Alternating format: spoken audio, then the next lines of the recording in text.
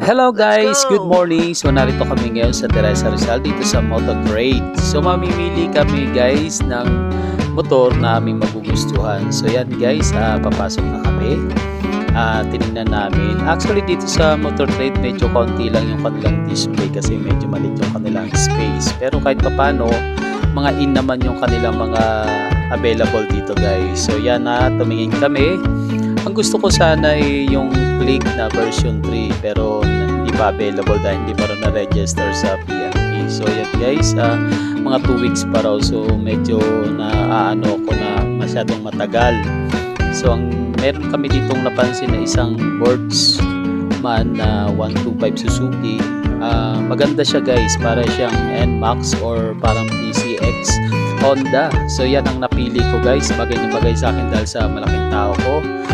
So yan guys, nag-sure na talaga kami na piliin siya guys. So yan, nag-signing na yung aking love. So yan, pinapaliwanag na ni Kuya Cedric yan ang mga protocol sa motor na yan guys. So yan guys, excited na akong maiuwi ang motor. Pero ang sabi ni Sir Cedric, mga 2 hours o 3 hours pa raw dahil isi-sure pa raw kung mapaprocess ngayong araw.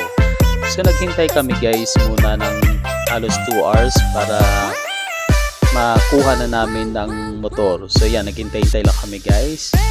So mga after 3 hours guys, tumawag na sila na para pwede na pick upin yung motor. So yan guys, bumalik kami para mag-sign ulit dahil may kulang pa sa aming mga papel. So yan guys, nakausap na namin si ma'am.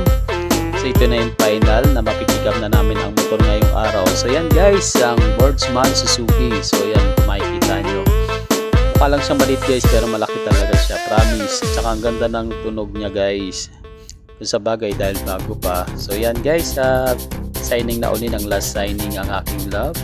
So yan na po, so excited na kaming masakyan ng motor.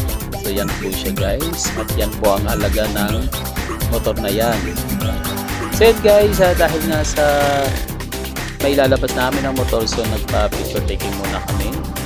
Then guys, ganyan talaga kapag bibili ka ng motor sa Motor Trade, talaga may picture taking at malaking susi. So yan guys, excited na kami sakyan ng motor.